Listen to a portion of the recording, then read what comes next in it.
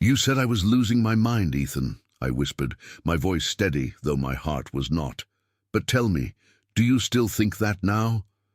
The room had gone silent, every eye fixed on me as the recorder clicked to a stop.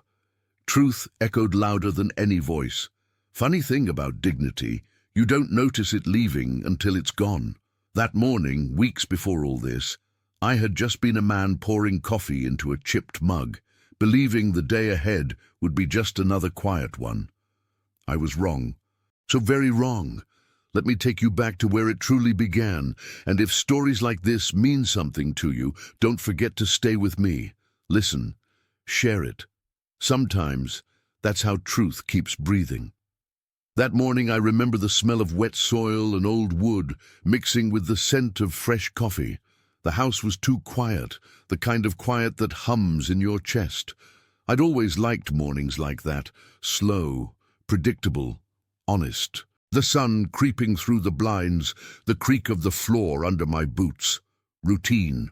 After 74 years, you learn to hold on to small certainties. My name is Henry Miles. I built this house with my own hands back in '78. Every nail, every board I set in place myself. People in town used to call me the carpenter philosopher. Said I had a way of talking to the wood before cutting it. Maybe that's true. Wood listens. It remembers where it came from. I thought I'd earned peace by now. A quiet retirement, a porch to sit on, a few apple trees to tend to.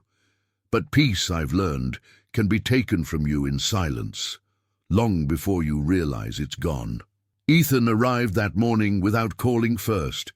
His car crunched over the gravel like it didn't belong here, black paint glinting under the pale autumn light. I heard the door slam and felt that familiar weight settle in my chest. My nephew had a way of turning any visit into business. "Uncle Henry." His voice was bright, practiced, too polite, that kind of cheer that hides something sharp underneath. I met him at the porch, wiping my hands on my jeans. "You're up early," I said. He smiled, that rehearsed grin of his. "Well, I thought we should talk. The family's concerned." "Concerned," I repeated. "About what?" He looked at me like he was choosing his words from a script. "About you. You've been forgetful lately, missing dates, confusing names. Aunt May's anniversary, you didn't even mention it last week." My jaw tightened. "Ethan," I said quietly, "I buried that woman. I don't need reminding." He raised his hands in mock surrender. "I'm just saying, everyone's worried. You're living out here alone, bills piling up. Maybe you should let someone help manage things." There it was. The first tremor of the storm I didn't yet see coming. I kept my tone even.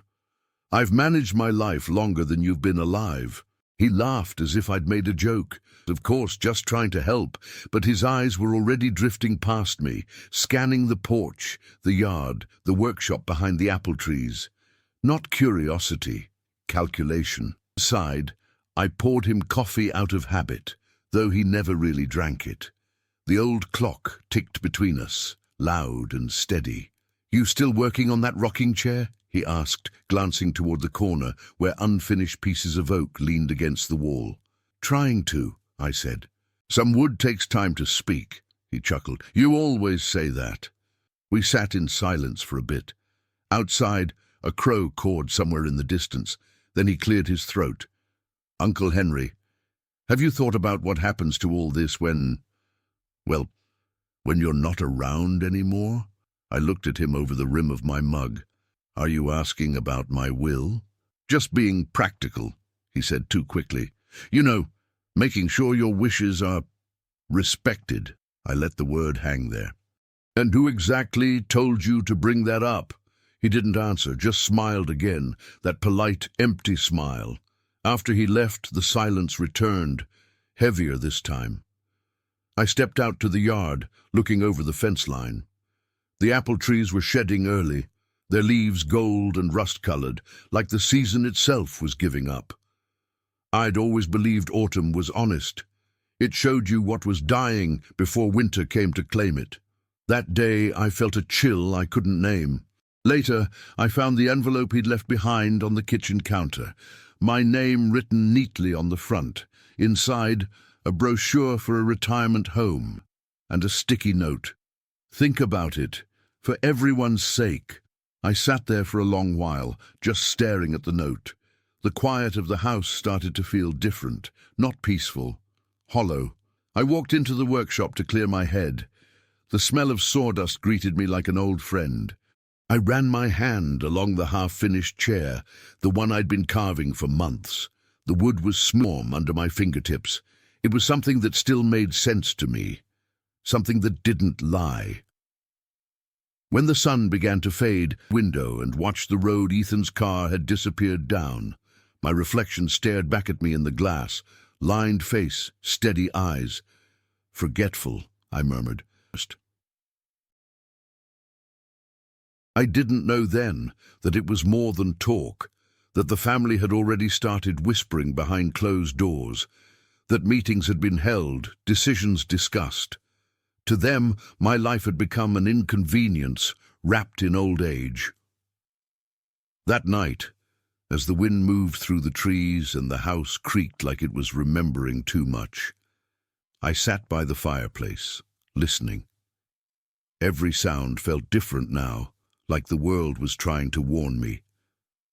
It's strange looking back, in polite voices and careful words. It hides inside concern, it wears a smile, and that's how it began. The quiet unraveling of everything I'd built. With one polite visit, one envelope, Nephew who called me forgetful. The morning after Ethan's visit, I woke before the first sparrow spoke. Habit. Old men are clocks with skin, turning on time even when... The fence line leaned a little, like it had started to believe what people were saying about me. My life used to have a shape I could trust. Monday sharpened chisels and swept the shop.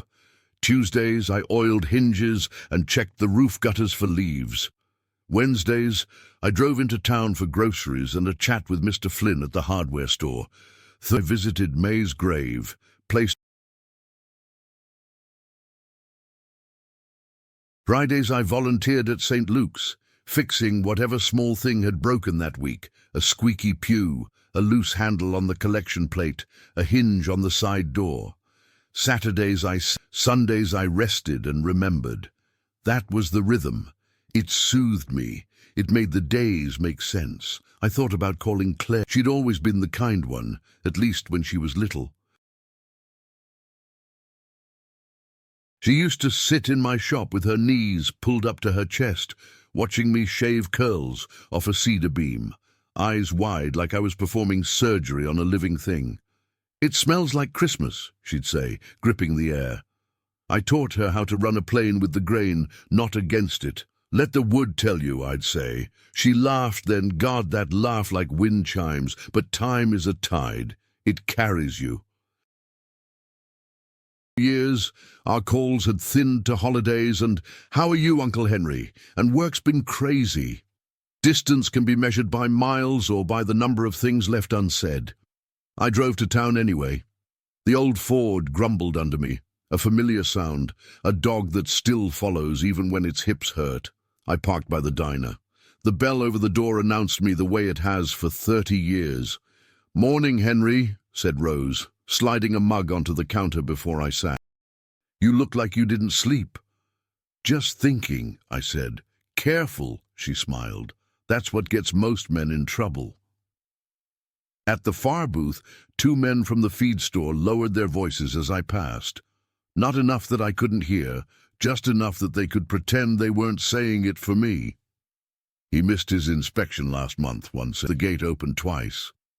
The other clicked his tongue. "Old age comes for all of us." I sat. The coffee... Rose's hand touched my shoulder, there and gone. "Don't mind them," she murmured. "People love a rumor they can hold without it burning." I nodded, but the words stuck anyway, little hooks in the skin.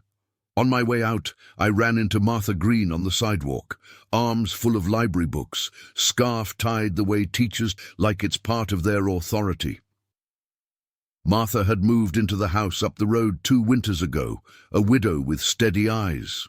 at her garden at the same hour each evening and waved whenever I drove by, like we'd made a quiet pact to acknowledge survival. "Henry," she said, shifting her books, "you look pale." "I'm fine," I lied. "Just busy." She didn't push. "I found a vintage seed catalogue in a box at the library sale. Thought you'd like it. It has those air varieties you're always muttering about." I smiled before I could stop myself. "Martha, you're spoiling me." "Some men are spoiled by gratitude," she said gently. "It's the easiest sin to forgive." We stood like that for a moment, two people pretending the world wasn't changing shape around us. Then she tilted her head. "Is everything all right with Ethan? I saw his car out your way yesterday." "He's concerned," I said carefully. "About you? About my condition." I said the word like I was testing a nail for rust. "We'll see." Her eyes didn't blink. "I've taught seniors for 30 years. I know the difference between someone who wanders and someone who thinks. You're very much the latter." I tried to laugh. It came out thin. "Tell that to the family." "I would," she said, "if they asked." Back home, I took the old box of keepsakes down from the closet shelf. May's handwriting on yellowing recipes, our wedding photo, the corners curled. The tape recorder I used to carry to job sites to dictate measurements when my hands were covered in dust. I clicked it on out of habit. The memory of my own voice in that tinny time capsule, 2 inches shy, adjust the rail. I clicked it off again and set it aside. Strange what survives you even while you're alive. In the afternoon, Claire called. The screen lit up with her name, and I felt both relief and dread. I answered on the second ring. "Claire Bear," I said without thinking. A pause, then a soft exhale. "No one's called me that in a long time." "I know." I swallowed. "How are you?" "Busy," she said, then caught herself. "Sorry, that's not an answer. I'm okay. Work, life, Uncle Henry. Ethan said he stopped by." "He did. He's worried. Is he?" I let the question hang, steady as a plumb line. "What did he tell you?" Another pause, traffic noise through her phone, life moving past her window. "That you missed a couple of payments, that you forgot to show up for Dr. Patel's checkup." "I rescheduled," I said. "And the payments were delayed because the bank changed their online login, and I don't trust putting a password on a machine that asks me to prove I'm not a robot." I told him, "That sounded like you." Her laugh was quick, then gone. "He said maybe you need help, paperwork, appointments." "The will," I repeated, tasting the metal of the word. "Uncle Henry," she said, voice softening to the version of herself I recognized, "I just want you safe." "I know," I said. "And I want you to remember that wanting someone safe and taking their life out of their hands aren't the same thing." She was quiet a long time. "I'll come by this weekend," she said finally. "We'll talk, just us." "Good," I said. "Bring that laugh with you. The wood misses it." When we hung up, the house breathed again. Twilight steeped the rooms in a blue that makes every memory feel truer than it is. I set water to boil, the kettle beginning that old song it sings before the whistle. The chair in the corner waited, half-made, the curve of its back like a question mark. I ran a thumb along the grain. "Tell me," I whispered, "what am I not seeing?" The answer came in small ways at first. A letter from the bank asking me to confirm an address change I hadn't made. A pharmacy clerk trying not to meet my eyes as she said my niece had picked up a refill I didn't request. The pastor at St. Luke's asking gently if I needed help keeping up. And behind all of it, the feeling that the world had been moved 2 inches to the left when I wasn't looking. On Thursday, I took fresh mums to May. The cemetery grass was damp, bending under my boots. I knelt, smoothing the earth as if I could rub time back into shape. "They think I'm losing it," I told her. "Maybe I am. Maybe I'm losing patience for being spoken over." A wind lifted, soft, then stronger. The trees shook their leaves like confetti for a party no one wanted to attend. I stood, knees complaining, and looked out across the stones, names upon names, lives, all of them once as sharp as my own. Dignity is a quiet thing, I thought. It doesn't announce itself. It's just the right weight of a man in his own life. On my way out, I passed Martha's car pulling in. She stepped out, clutching a bouquet. "For Tom," she said, answering my look. "It's his birthday." We walked a few yards together without speaking. Then she said, "If anyone tries to take your voice, let me know. I'm very good at reminding people what they forgot to hear." "I'll remember that," I said. "Good," she replied, "because some truths need witnesses." By the time Saturday rolled around, the apples had started dropping faster. I gathered them into baskets, bruised and perfect alike, and set them on the porch. Claire's sedan crested the hill at noon. She stepped out, jeans and an old college sweatshirt, hair pulled back, no makeup, the way she used to look when she spent summers here. For a second, the years fell away. "Smells like cedar," she said, breathing in. "You've been working." "Trying to," I said. She glanced at the baskets. "Need help?" "Always." We worked in easy silence at first, the kind that comes from shared history. Then she said, casually enough that it couldn't be casual, "Ethan wants to bring a lawyer by next week. Just to make things smooth." I set an apple down carefully, as if it were fragile glass. "Smooth for whom?" "For everyone," she said, but her eyes slid away. That was the moment I felt the floor inside me tilt. Not collapse. Tilt. Enough to throw you off balance, enough to make you reach for a wall that used to be closer. "Let's finish these," I said, because sometimes the only defense you have is to keep your hands moving. "Then we'll talk." The lawyer came on a Tuesday. I remember because Tuesdays used to mean something steady. Mr. Flynn at the hardware store, a quick lunch at Rose's diner, maybe a walk through the square. But that Tuesday, the air felt heavy before the knock even came. Ethan stood on the porch with a man I didn't recognize. Tall, press suit, briefcase polished enough to see your reflection. The kind of man who always smells faintly of ink and certainty. "Uncle Henry," Ethan said, cheerful again. "This is Mr. Howard. He's been helping the family organize some paperwork." Paperwork. That word was starting to sound like a warning.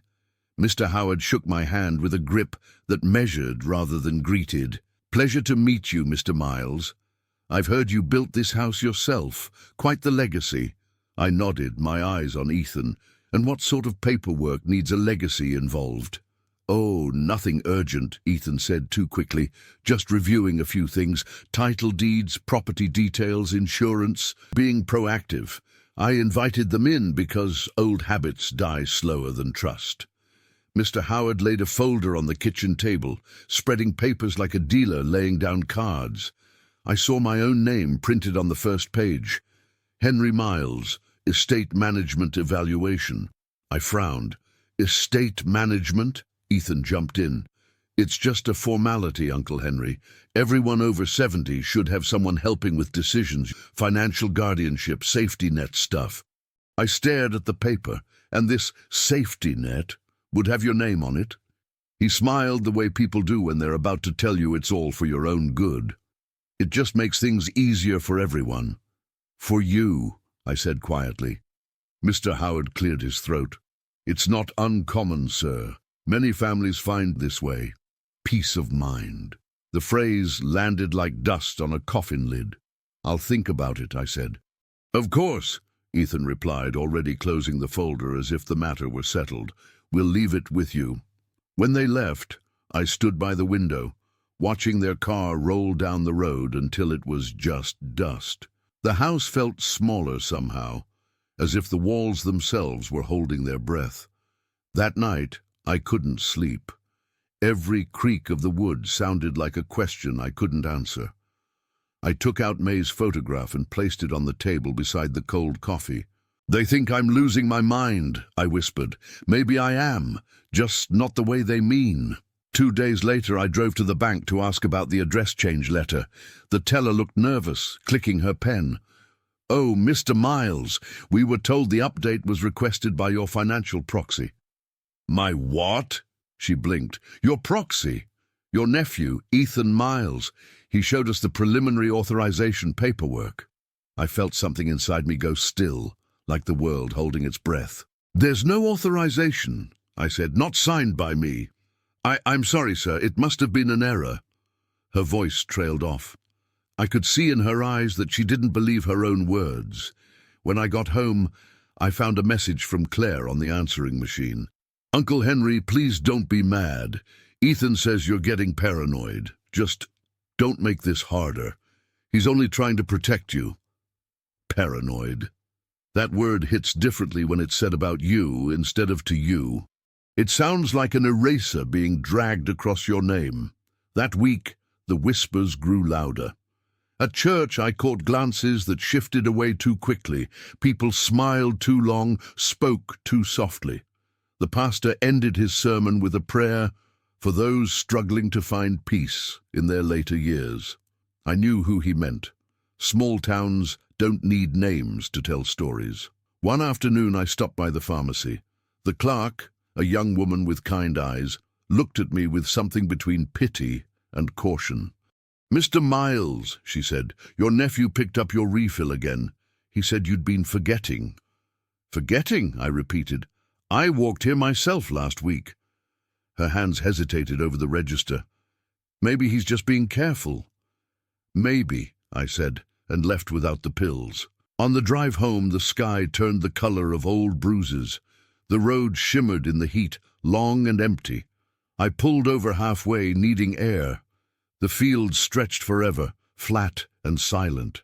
I thought about the way Ethan used to sit on my lap as a boy, hammering toy nails into scrapwood, laughing when he bent them. I taught him patience. I taught him how to measure twice and cut once. But somewhere along the way, he'd learned to measure people instead.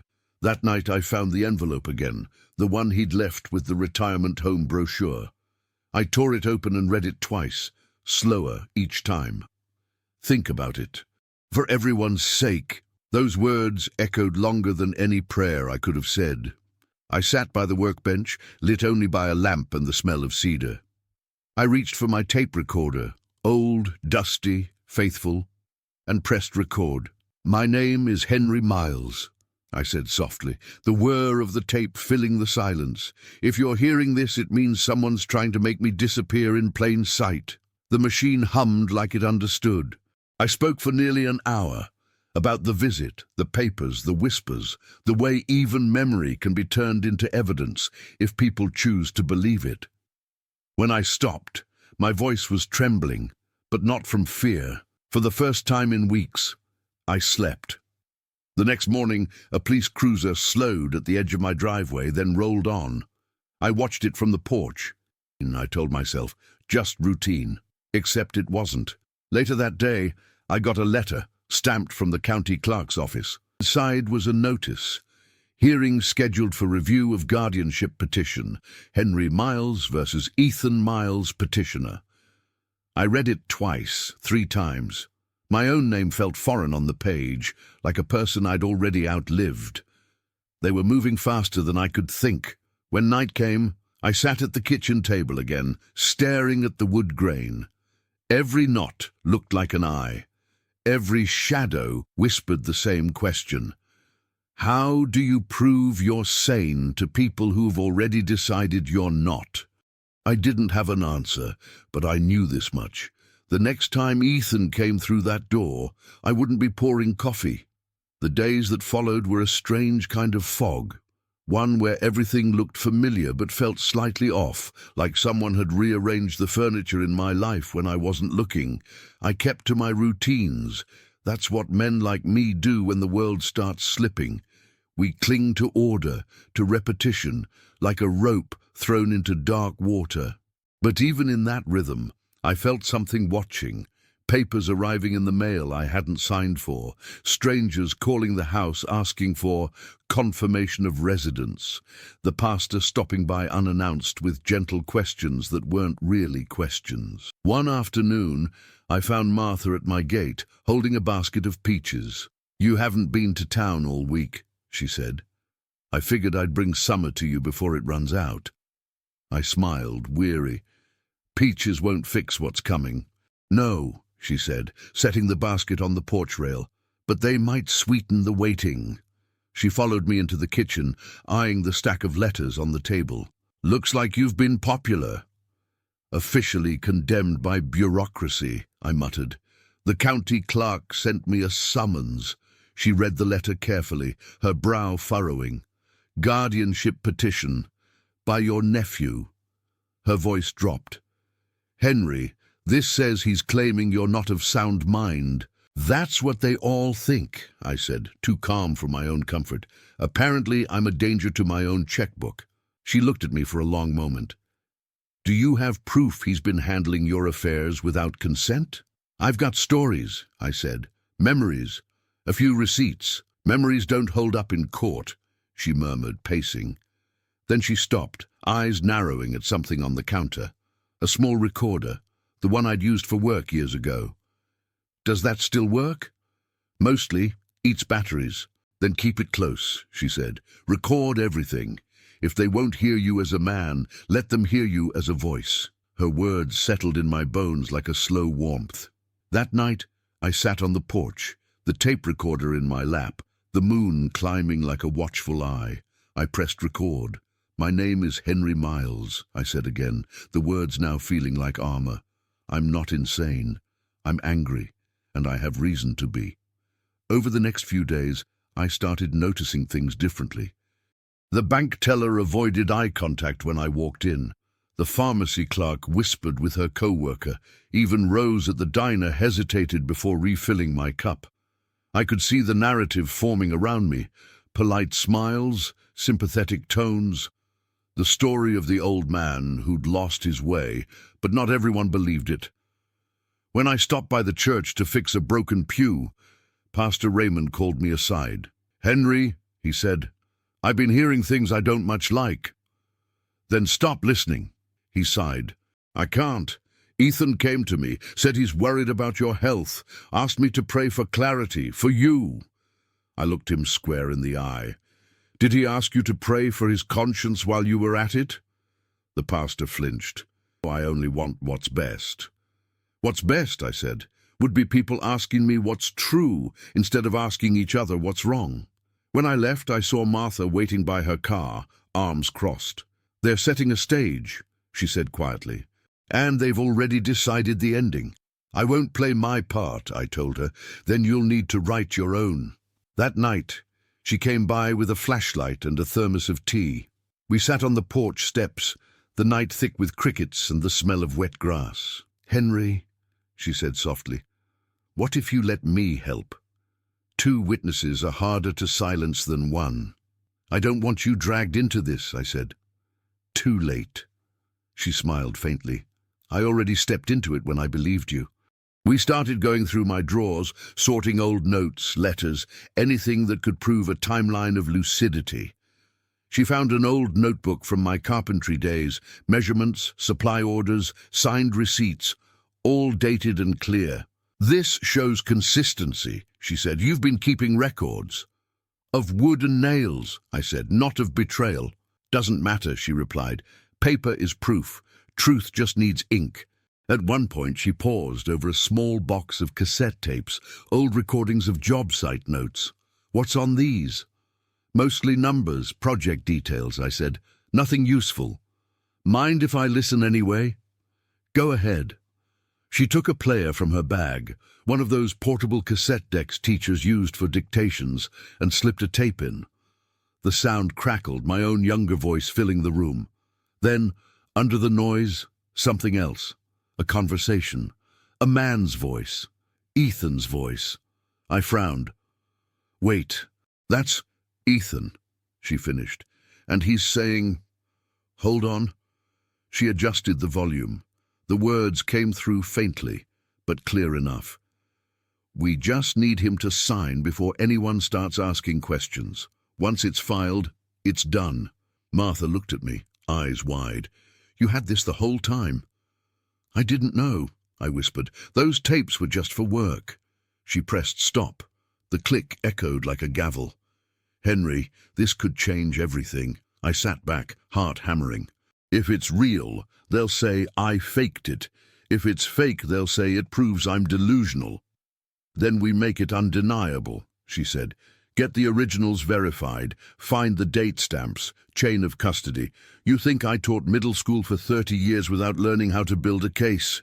For the first time in weeks, I felt something like hope. Not the loud kind, but a small, steady ember. We labeled each tape, dated them, placed them in a box. Martha promised to take them to a friend at the library who handled audio transfers. We'll make digital copies, she said. Safer that way. When she left, I watched her taillights vanish down the dirt road. The night felt lighter somehow, the silence less cruel. But hope, like any new thing, makes you careless.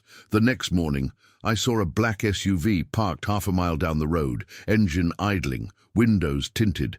It stayed there until sunset. When I finally walked out to check, it rolled away slow, deliberate, like it wanted me to see it go. That's when I knew. This wasn't just family business anymore. Someone else was watching. And Ethan wasn't working alone.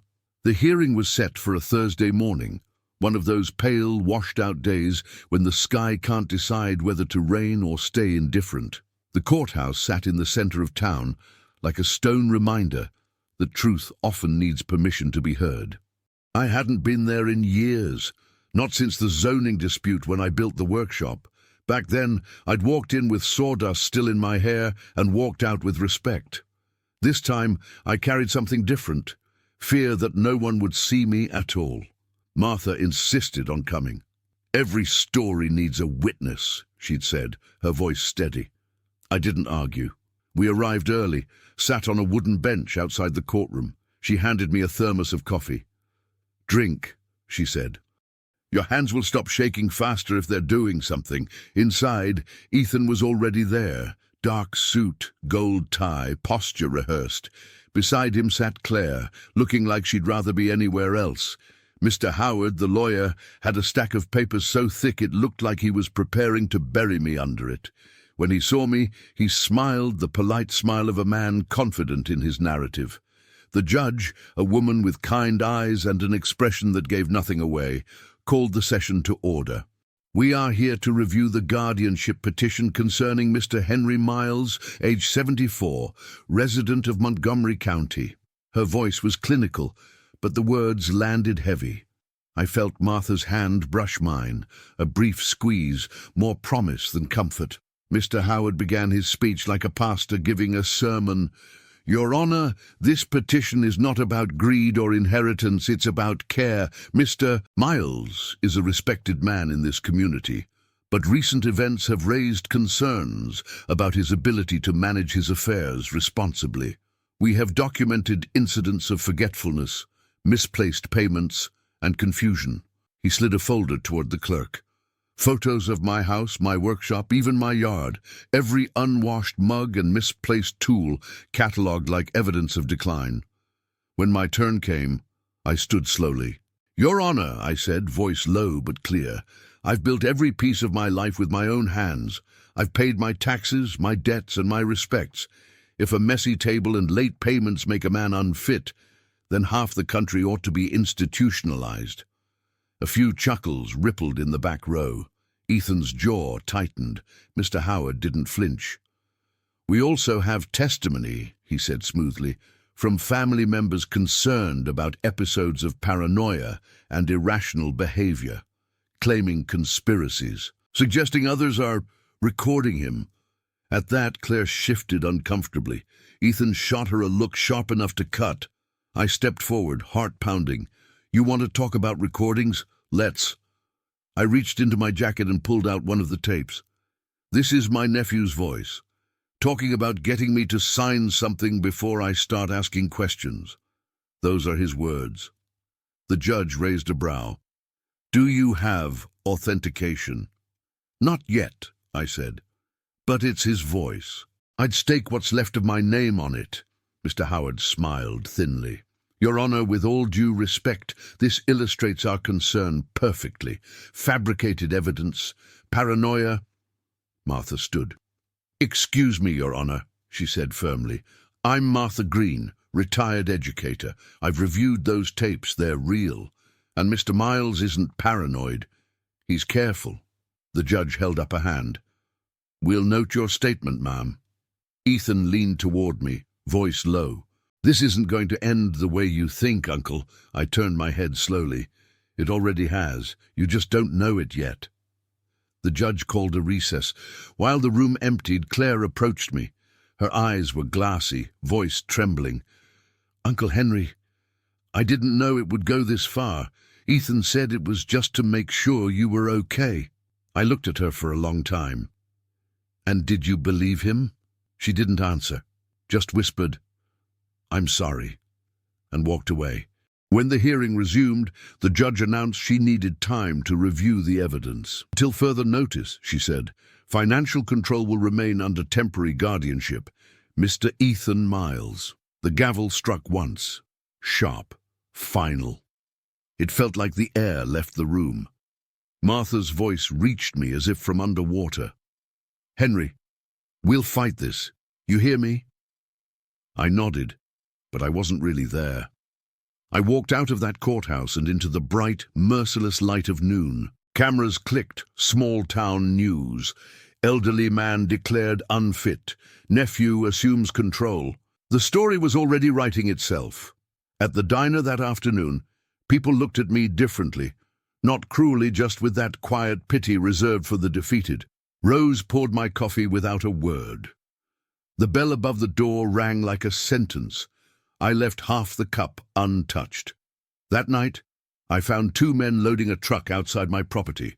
"Bank contractors. Orders from the Guardian," one said. "Inventory check." "Guardian," I repeated, the words sour in my mouth. "I'm still standing here." "Sir," the man said, not unkindly, "we just follow the paperwork." Always paperwork. They left with boxes of tools, ledgers, and one crate of my old designs. Watching the taillights disappear down the road felt like watching my life shrink to a dot. Martha came later with dinner I couldn't eat. She cleaned the dishes while I sat silent.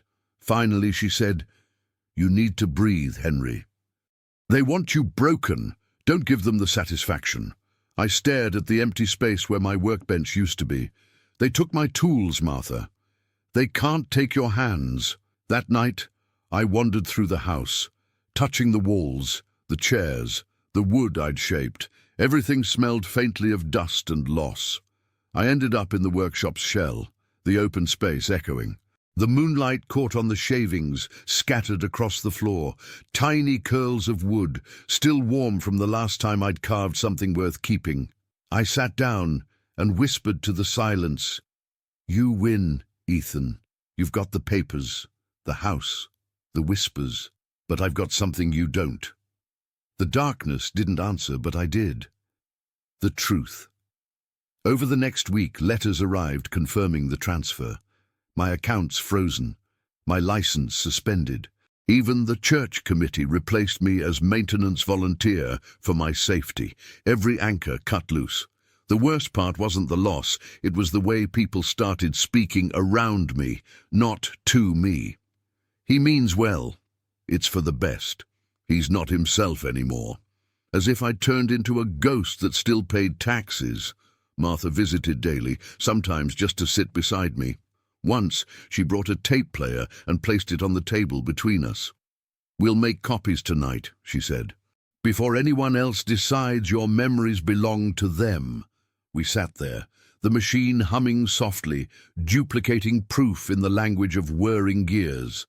I watched the reels spin and thought about how time does the same thing, circles around and around, repeating until it finally wears thin. When she left, I walked her to her car. The stars were sharp, the air cold. "Martha," I said quietly, "do you think anyone believes me?" She turned, her face gentle in the moonlight. "Belief is just truth waiting for witnesses. You already have one." The next morning, a letter came stamped, "Notice of relocation," a polite way of saying eviction. They were moving fast, too fast. I sat on the porch with the letter in my hand, the sunrise spilling over the fields. Somewhere a crow called, and I thought of May, of the years we built this life plank by plank. Everything I owned now belonged to paperwork, but my story didn't, and that, I decided, was what I'd fight for next. They gave me 72 hours to leave. The deputy who delivered the notice stood on my porch like a man trying not to step on a grave. "I'm sorry, Mr. Miles," he said, eyes soft but fixed on the paper. "It's not my call." "I know," I said. "It never is." I packed slowly because speed felt like surrender. A duffel with clothes, a shoebox with May's recipes, our wedding photo, and 3 of the tapes. I ran my hand across the workbench one last time, feeling the ghost of tools they'd already taken. The house smelled like dust, and the faint sweetness of old wood warmed by sun. I left the blinds open so the rooms could keep their light. When I shut the door, it sounded final, even though I knew doors are only honest if you trust what's on the other side. I stayed 2 nights at the roadside motel by Route 9, the one with a flickering E in the vacancy sign. It can't decide if it wants company. The room had a thin carpet and a thicker silence. I slept in bursts, waking to the refrigerator's cough or a truck braking hard out on the highway. In the morning, I shaved carefully, nicking myself twice.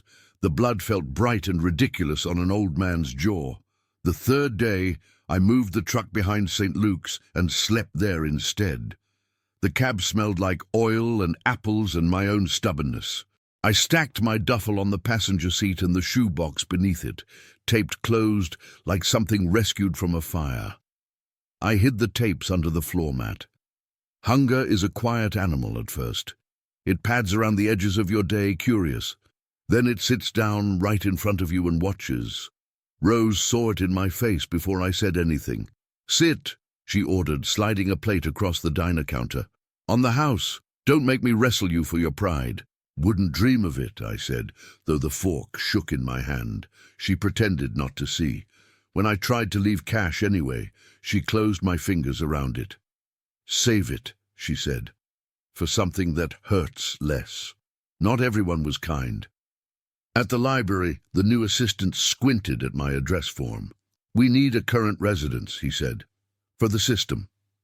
"I live in my truck," I replied, calm as a level. "For now. Then we can't issue a card." "It's not a card I'm after," I said. "It's a table and a plug. I brought my own pen." He hesitated, then stepped aside with a sigh too loud to be an accident. I nodded a thank you to the building itself and sat by the outlet nearest the window, making lists. What I still had, what I'd lost, what I could prove, what they'd twisted. Martha found me there at dusk, her scarf a different color, but tied the same way. "You should have called," she said, setting a paper bag on the table. The smell of chicken and rosemary unfolded like a memory. "I wanted to see what the world looks like when it thinks you're disposable," I said. "And?" "It looks busy," I said, and smiled without humor. "And very sure of itself." She sat, opened the bag, handed me a fork. "Eat first," she said, "then rage." We ate, then I raged. Not with volume. Volume is easy. With a careful catalogue of indignities, the way the pharmacist looked past me, the way the bank manager said "sir" like it was a category, the way my own last name on an envelope made my stomach tighten. "I recorded the eviction notice delivery," I added, tapping the cassette in my pocket. Every word, every polite apology. "Good," Martha said. "We're building a bridge plank by plank." That night she offered her couch. I shook my head. "They're waiting to say I'm confused and dependent," I told her. "I can't give them both." "So you'll sleep in your truck," she said, not as a question but as a verdict she hated. For now. The next morning, a patrol car idled by the back lot of St. Luke's. The officer rolled down his window. "Everything okay here, Mr. Miles?" "Everything is exactly as written," I said. He frowned. "We've had complaints." "From whom?" "Can't say." "You mean you won't?" He looked away. "Just checking." I nodded. He drove off. I listened to his engine fade and felt the weight of 30 eyes that hadn't yet looked at me. The soup kitchen line was longer than I'd ever noticed when I was the man fixing hinges in the back. People talk different when they're hungry. They use fewer words and more eyes. An older woman asked if I was new. "Just passing through," I said, and we both pretended it was true. On Sunday, I stood in the last pew of St. Luke's and didn't sing. Pastor Raymond spoke about Job, as if Scripture were an instruction manual for grief. After the service, he approached with careful concern. "Henry, if you need funds from the benevolence—" "What I need," I said, "is for you to say my name when people whisper it like a diagnosis." He took a breath. "Names are the only thing I can still pronounce right," I added. "Don't help them erase mine." He nodded, chastened. Small victories count when the war feels large. Rain came for 2 days. It drummed on the truck roof, a rhythm I couldn't place. I cracked the window and let the air smell like clean metal. In the library parking lot, I listened to old tapes by lamplight, my younger voice instructing, "Measure twice, cut once." I repeated it out loud, softer, like a prayer to myself. One evening, Ethan found me outside the grocery store, stepping from his car with that practiced pity. "Uncle Henry," he said, hands open like a televangelist. "You don't have to do this to yourself. Come stay at Maple Creek. It's comfortable, safe." "Safe from what?" I asked. My own thoughts?" "From mistakes." He glanced at the truck. "This isn't dignity." "No," I said. "This is survival.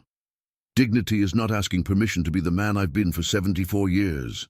His smile thinned. "The court sees it differently." "The court saw a stack of papers," I said. "One day they'll see you." He stepped closer, voice dropping.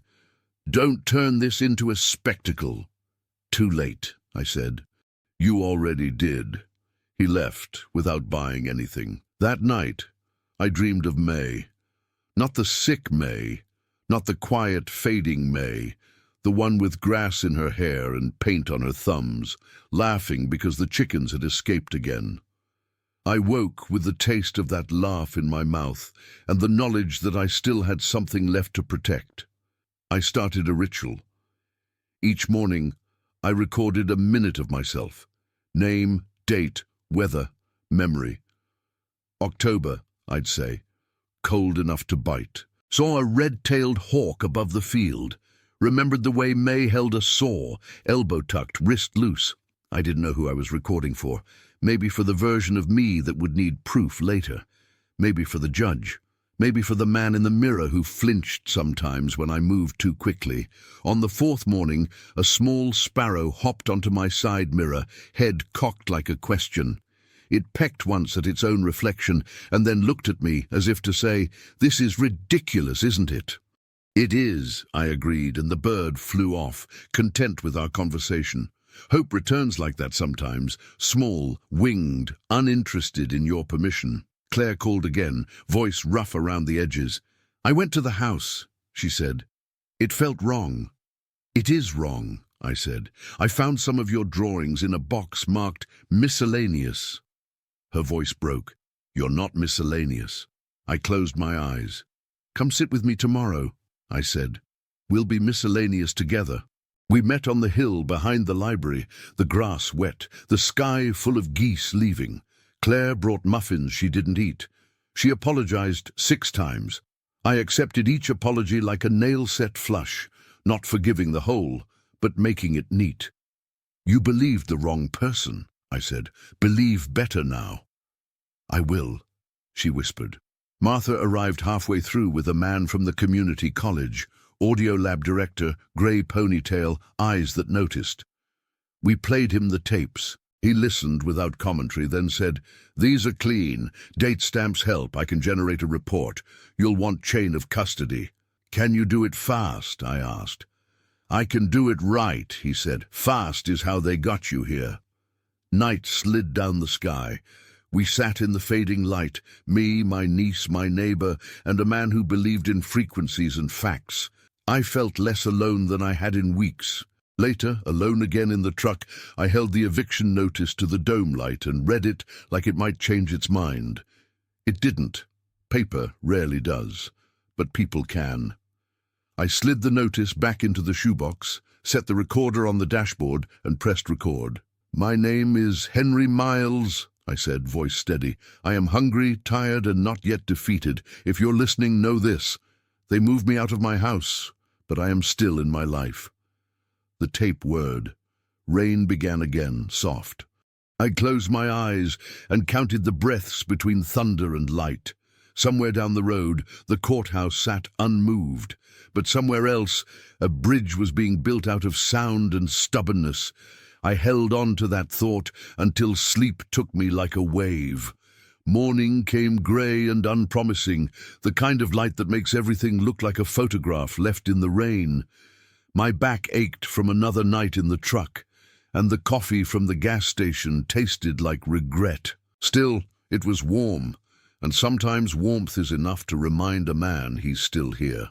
When I drove past the old house, the gate was locked. A private property sign hung crooked on the post. Ethan's car was gone, but there was a new one in the drive. Someone from the real estate office, I guessed. I didn't stop. There's a difference between visiting your past and haunting it. At the library later that day, Martha and the man with the ponytail, his name was Peter, were waiting in the study room. Peter had a laptop open, headphones around his neck, eyes bright with purpose.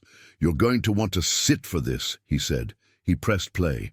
Ethan's voice filled the speakers, clear this time, stripped of the static. "Once it's filed, it's done. He won't even understand what he's signing." Peter leaned back satisfied. "No edits, no splices. The tape's authentic. The date metadata matches the original manufacturing timecode. It's solid." I stared at the screen, the words rolling through me like thunder delayed. "So they can't call it fake." "They can try," Peter said, "but it'll sound like desperation." Martha grinned, a small, tired victory. "We can take this to the local station," she said, "or straight to the judge. But first we need copies off-site. If Ethan's willing to lie on record, he's willing to make things disappear." I nodded. "Then we make it impossible to erase." We spent the afternoon transferring files, labeling flash drives, writing time codes. Every sound on the tapes felt heavier now. Proof, weight, the slow heartbeat of justice trying to stay alive. I watched the clock move, each second another small defiance against the idea that my time didn't matter. That evening I sat with Martha outside the library as the sun bled orange across the fields. She handed me a sandwich she'd made, turkey and mustard, the way May used to. She said, "Truth has this funny habit. It waits. Sometimes it waits longer than we think we can stand." "I'm tired of waiting," I said. "Then act," she replied simply. It took me 2 more days to decide what that meant. On the 3rd morning, I put on my cleanest shirt, ironed it on the motel sink, and drove to the county office. Claire met me outside, holding her bag tight against her side. "I made copies too," she said, pulling out a flash drive, "in case something happens." Her eyes had changed, less doubt, more steel. "You sure about this?" she asked. "Not sure," I said, "but ready." Inside, the clerk's face went pale when I handed her the envelope marked "Motion to reopen guardianship case." Attached were affidavits, transcripts, and Peter's certification of audio authenticity. "You'll want to give that to Judge Price's clerk," she said, voice trembling just enough to tell me the story had already begun to spread. When I stepped back outside, the air felt different, like the moment before a storm, all pressure and promise. Martha was waiting by her car. "Well?" she asked. "They have to hear it," I said. "Legally." She smiled. "And morally, they won't have a choice." That afternoon, Ethan called. I didn't answer. He called again. Then he texted, "We need to talk." I typed back one line. "We will." In court. That night, sleep wouldn't come. I lay in the truck, watching headlights slide across the ceiling like ghosts passing judgment. My thoughts circled between fear and fury. What if the tapes weren't enough? What if they said I'd fabricated everything? What if the world just decided again that an old man's truth didn't weigh as much as a young man's lies? Around 3 a.m., I started the truck and drove. The road unspooled in the headlights, empty and endless. I found myself outside the old mill pond, the place May and I used to sit when words were too small. The moon sat low, pale as bone. I got out and walked to the edge of the dock. The water smelled like metal and rain. "I miss you," I said out loud, "but I think you'd like this part." The wind didn't answer, but it shifted, and I swear it felt like approval. By morning, I had a plan. First, I recorded a new tape, clear, deliberate, like a testimony. "My name is Henry Miles," I began. "This is October 23rd, 2025. I am of sound mind and memory. What you're about to hear is the truth, and the truth deserves an audience." I read out every line of Ethan's voice from the recording, followed by my own responses. A conversation he never agreed to have, but one the world needed to hear. Next, I visited the local radio station. The receptionist tried to brush me off until I handed her a copy of the tape and the certified report. "Tell your producer this is a story about theft, family, and the cost of silence," I said, "and that it's already verified." She raised an eyebrow. "You serious?" "More than I've ever been." 2 days later, Martha called me, voice trembling with excitement. "Turn on the radio," she said. I did. And there it was, Ethan's voice, played between weather reports and traffic updates. Clear, undeniable, followed by the host's quiet commentary. If true, this is one of the most disturbing cases of familial exploitation we've ever covered. For a moment I couldn't breathe, then I laughed, loud, startled, raw. People on the sidewalk turned to stare. I didn't care. Within hours, my phone lit up with messages. Reporters, old friends, even Pastor Raymond saw the news. "We believe you." 3 words that felt heavier than any verdict. That night, I met Martha and Claire at the diner. Rose poured us all coffee without a word, tears in her eyes. "You did it, Henry," she whispered. "You made them listen." I shook my head. "Not yet, but they're finally hearing the noise." Outside, the wind carried the faint hum of the broadcast from passing car radios. My story, moving through the air. Proof turned into sound, turned into truth. And for the first time in months, I felt something inside me stand up straight again. I wasn't done. Not by a long shot. The town didn't take long to split. By noon the next day, I could feel it in the way people held doors, the way conversations paused when I walked by. Some looked at me like a man returned from the dead. Others looked like they wanted to put me back in the ground just to stop the noise. The radio clip kept looping. Ethan's voice, my quiet testimony, Peter's certification read aloud by the host, like scripture.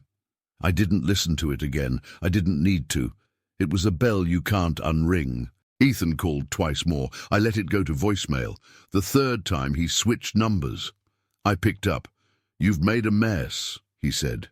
No greeting. No uncle. "I told the truth," I answered. "The truth is what the court says it is." "For now," I said. "But the court is going to hear more than your paperwork." Silence. Then, "If you keep this up, Henry, you won't recognize the shape of your life by next month." "I already don't," I said, and hung up before he could turn the threat into a favor. Claire texted, "Judge Price has scheduled an emergency hearing." Then another. She asked for authenticated copies. I imagined the tapes on her bench like fragile animals, breathing, waiting to be believed. Martha insisted I sleep at her place. "For one night," she said. "You look like you've been arguing with the moon and losing." I gave in. Her living room smelled like lemon oil and old chalk. She made tea that tasted like steadiness. We spread papers across her table as the wind pushed against the windows like a hand. "What happens tomorrow?" she asked. "We prepare for 2 outcomes," I said. "One where they stall, one where they strike." She nodded. "Then we script both." We rehearsed the hearing as if it were a play. Martha played the judge, Claire played herself, Peter phoned in and promised to be there with the chain of custody report. I practiced answering simple questions slowly, deliberately, the way May used to remind me to, let the truth land on its feet before you push it forward. Around midnight, I walked out to Martha's porch. The road lay quiet, the fields a dark ocean. I recorded another minute. October 24th, midnight. I am alert. I remember the year I built the porch rail. Pine, not oak, because we ran out of money that winter. Martha's coffee is too strong. The wind is out of the west.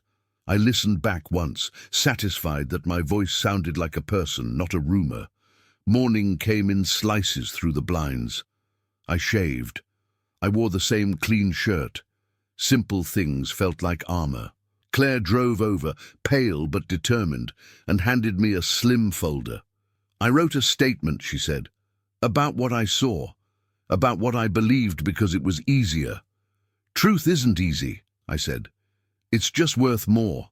We arrived at the courthouse to find a few reporters on the steps, microphones like spears, pointing at the space between questions and answers. Rose had left me a note at the diner. You don't owe anyone a sound bite. I kept it in my pocket like a talisman and walked by without stopping. Inside, the hallway felt colder than last time. Ethan stood with Mr. Howard, jaw clenched. He didn't look at me. That should have made him smaller. It made him more dangerous. Judge Price's clerk ushered us in. Small room, big stakes. I could feel my heart beating in places I didn't know it could reach. Mr. Miles, the judge said, eyes steady. Your petition argues that new evidence undermines the basis for guardianship. I will hear it.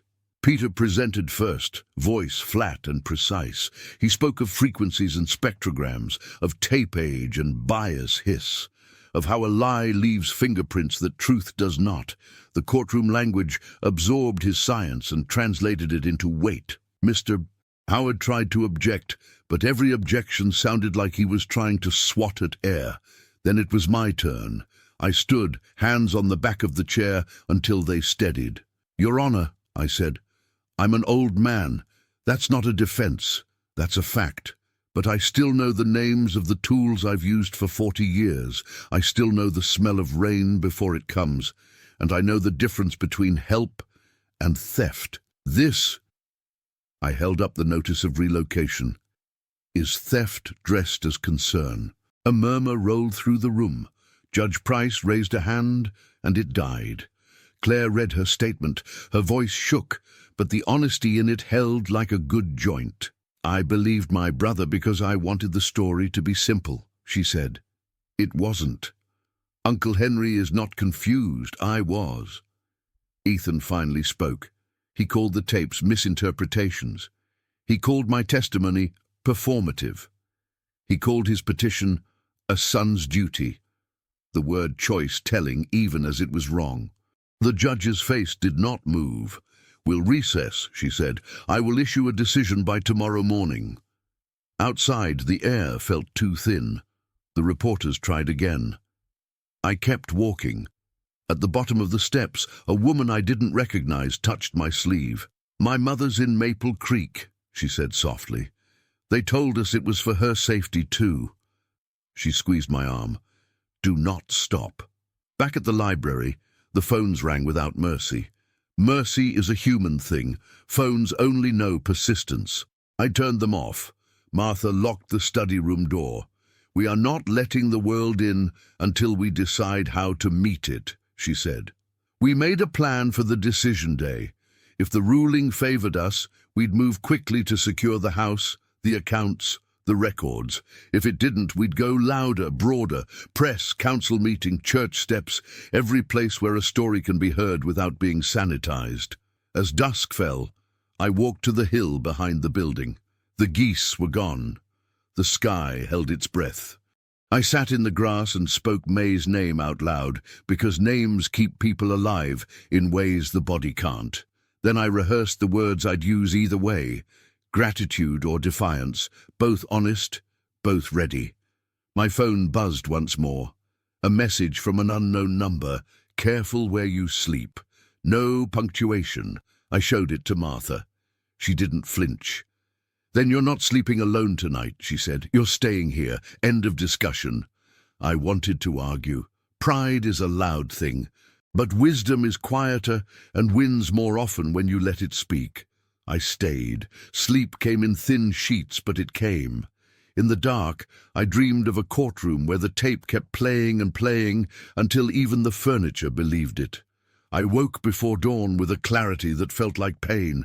Win or lose tomorrow, I had already taken back one thing they couldn't return: my voice in my own life. At sunrise, I stood at the window and watched the light peel itself over the town. I pressed record one more time. "October 25th, I said. "If the judge rules in my favor, I will walk back into my house. If she does not, I will walk into the world and keep telling the truth until the walls learn to listen." Expectation is a kind of electricity. It hums, it warms, it burns if you hold it too tight. I put the recorder down, buttoned my shirt, and prepared for both kinds of mourning. The morning of the ruling came dressed in fog. It rolled over the fields, soft but heavy, muting every sound like the world itself was holding its breath. Martha drove. I didn't trust my hands to stay steady on the wheel. The courthouse rose ahead of us, grey against grey, like a photograph that hadn't yet decided what it wanted to be. "Whatever happens," Martha said, eyes on the road, "you already changed the story." "I just told it," I replied. "That's how stories change." We walked in together. The same clerk from before nodded once, not quite meeting my eyes. Claire was waiting by the bench, nervous energy in every gesture. Ethan stood near the door, whispering to Mr. Howard, face drawn tighter than I'd ever seen it. The confidence was gone. In its place sat something colder, fear wrapped in arrogance. When the judge entered, the courtroom fell into that ritual silence that always precedes judgment. Judge Price adjusted her glasses, opened a folder, and began. "I have reviewed the petition, the counterclaims, the submitted recordings, and the forensic reports provided by Mr. Peter Franklin of Montgomery Community College. The evidence demonstrates significant irregularities in the original guardianship proceedings." She paused, looking directly at Ethan. "The court finds that documents were submitted under questionable pretenses, and that Mr. Henry Miles was deprived of property and agency through misrepresentation." The air shifted. I could hear Martha exhale beside me. "Effective immediately," the judge continued, "the guardianship of Mr. Henry Miles is dissolved. All rights, titles, and financial controls are hereby restored to him. Additionally, the matter of possible fraud and coercion will be referred to the district attorney's office for further review." Ethan's chair scraped the floor. "Your Honor." "Sit down, Mr. Miles," she said, not raising her voice. It was the kind of calm that could stop a storm mid-breath. I didn't move. I couldn't. My hands shook, but not from fear this time, from release. Judge Price looked at me. "Mr. Miles, I hope the rest of your days are quieter ones." I nodded. "So do I, Your Honor." When the gavel fell, the sound was clean, sharp, merciful, like wood splitting exactly where it's supposed to.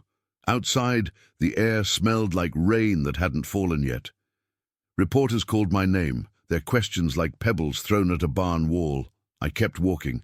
Claire caught up, tears cutting through her makeup. "Uncle Henry, I'm so—" I stopped her with a look. "You came back when it counted. That's what matters." Ethan followed us into the parking lot. "You think this is over?" he hissed. "You think a few tapes fix everything?" "No," I said quietly, "but they fix the part where I stop believing myself." He stepped closer, voice rising.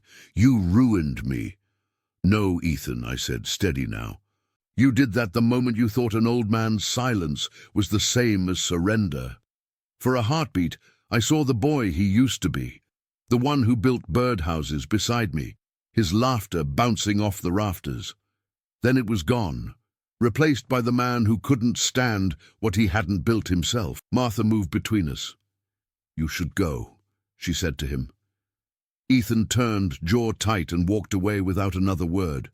The courthouse doors closed behind him, and the quiet that followed felt like something I'd been chasing for months finally caught up. Back at the diner, Rose had taped a handwritten sign to the wall. "Welcome home, Henry." The regulars clapped when I walked in, awkward and sincere. Someone bought my coffee before I even sat down.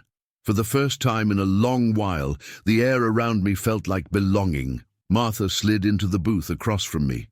"Feels strange, doesn't it?" she said.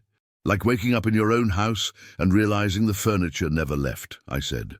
We talked until the afternoon light turned the windows to gold. Claire joined us later, her apology already spent, but her presence enough.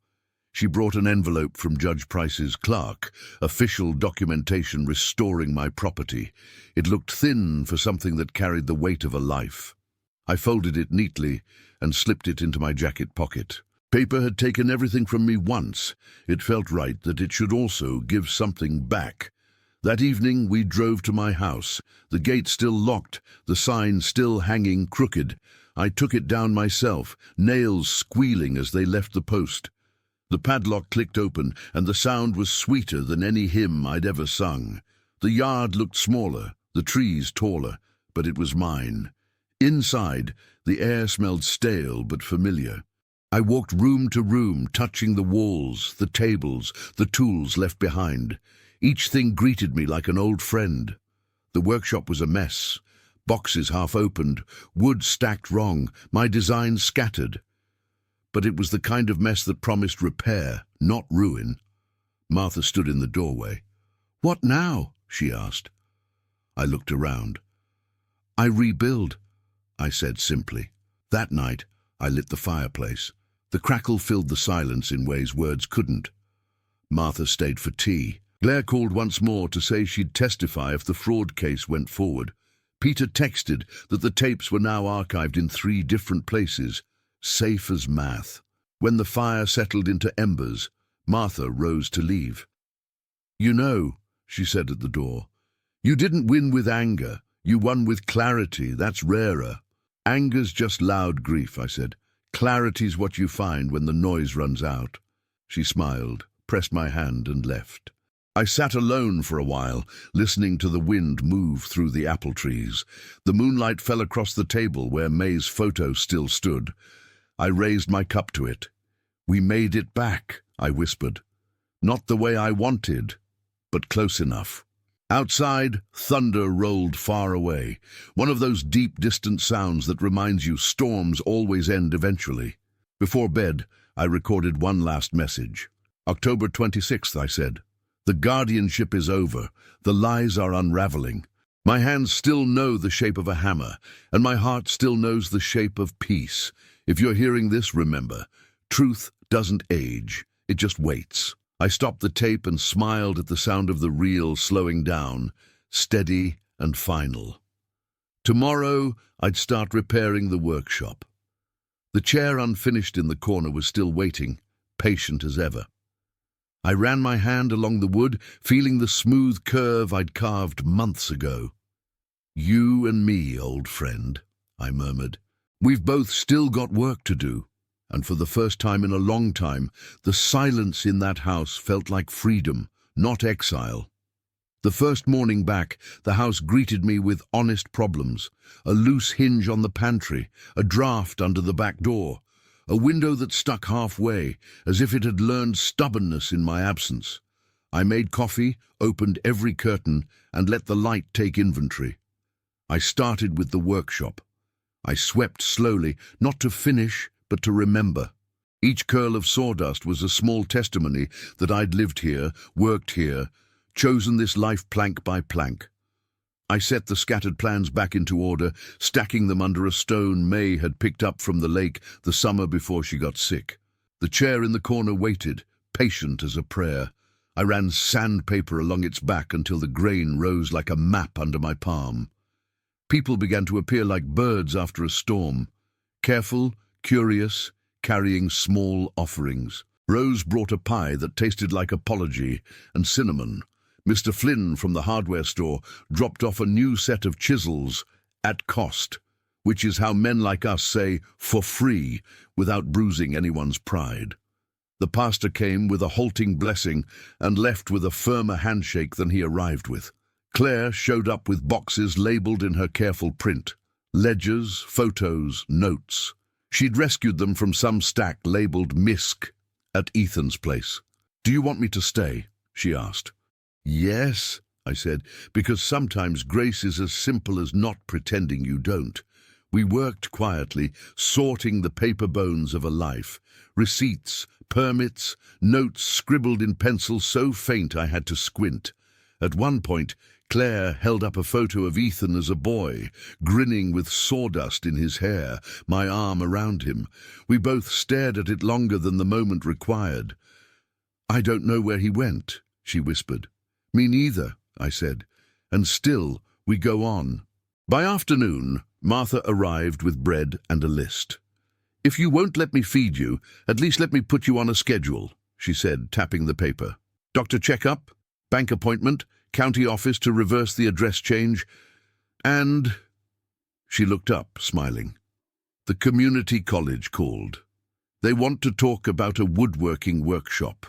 Saturday mornings. Narrative carpentry, they called it. Stories in wood."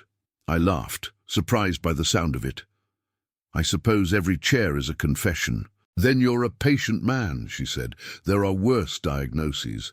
I went to the bank the next day with Claire and a folder thicker than my good Bible. The manager apologized so much I almost felt bad for him. Almost. We changed the address, unfroze the accounts, added safeguards. Paper can hurt, but sometimes paper can mend too. At the county office, a clerk with nervous hands handed me forms to restore property listings and rescind notices. "I'm sorry about the confusion," she said. "It wasn't confusion," I replied, not unkindly. "It was convenience dressed up as concern." She nodded, eyes wet. "My father, we went through something like this." "Then you already know the cure," I said. "Names, dates, witnesses." News of the judge's ruling turned into neighborhood shorthand. People nodded to me in a new way. Less pity, more respect, like they'd been reminded that an old man can be both fragile and firm. Peter dropped off a thumb drive with everything archived in triplicate because math, he said. "I filed it where I file things I can't afford to lose. Top right drawer, under the hammer I've had since 1974. Not everything polished clean." The DA opened an inquiry. Letters arrived, interviews scheduled. Ethan did not come around. I heard he'd left town for a while. Accountability isn't revenge. It's a ledger, finally balanced. On a quiet morning, I drove to the cemetery with fresh mums. "We made it home," I told May. "Now we make it right." On the way back, I stopped at the community school and watched the kids build birdhouses with scrap pine under a teacher's watch. Their laughter hit me like a memory I hadn't known I'd been missing. That afternoon, I called the superintendent. "I've got an acre that doesn't need to be mine anymore," I said, "if you can teach kids to use their hands." He came out 2 days later with a map and a cautious hope. We walked the fence line while the wind pushed the grass flat and the sky stacked up white clouds like folded sheets. "An outdoor shop," he said, imagining it out loud. "Benches, a covered space. Hand tools before power tools. Maker's fair in the spring." "Add a long table for stories," I said. "You don't learn to measure without learning to listen." We drew up papers that felt like blessing instead of theft. I signed with a steady hand. It felt like loosening a knot I'd been tightening without knowing. The first Saturday of class, a dozen kids showed up with eyes bright and hands too clean. Martha stood beside me, amused. "Say the thing," she whispered. "What thing?" "The thing you always say." I cleared my throat. "Measure twice," I began. A chorus answered. "Cut once." Someone laughed. Someone's phone chimed. The world went on. We taught them how to read the grain, how to set a nail without bending it, how to sand in slow circles until the surface turned to silk. Midway through, a little girl named Ava held up a lopsided joint and frowned. "It's wrong," she said. "It's honest," I told her. "Now make it right." She grinned and did. When the light got long, I sat on the porch with Martha, the new benches casting shadows like rows of commas. "I'm not sure what to do with the quiet now that it isn't an accusation," I said. "Keep it," she answered, "and fill it slowly." Claire came by with groceries and stayed for stew. We ate at the table May had stained the year we couldn't afford new chairs. The house smelled like thyme and cedar and something I hadn't named yet. Contentment, maybe. Not the loud kind, the durable kind. Before bed, I sanded the rocking chair until the air bloomed with the scent of oak. I set my palm on the curve and felt time ease under my hand. I thought of Ethan, not with rage, not even with forgiveness yet, but with a wish I didn't expect, that someday he'd learn the difference between owning and belonging. Later, when the house had gone to its night noises, the click of the settling stove, the distant rustle of the trees, I took out the recorder one more time.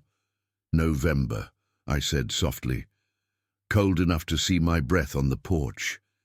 The school took the land. The kids took to the tools. I took back my name. If you're listening, know this. Mercy isn't the same as forgetting. It's remembering without surrendering the truth. I set the recorder down and rocked in the chair that was finally finished. It creaked in a voice I trusted. In the window, my reflection was an old man's face, but the eyes were my own, steady and unafraid. Peace doesn't shout when it arrives. It sits, it stays, it holds. I let it. Spring found me sanding a new bench beneath the apple blossoms. The wood was smooth again. So was I. If stories like mine remind you that truth still matters, stay a while, share it, subscribe, keep listening. Voices like ours don't fade, they build.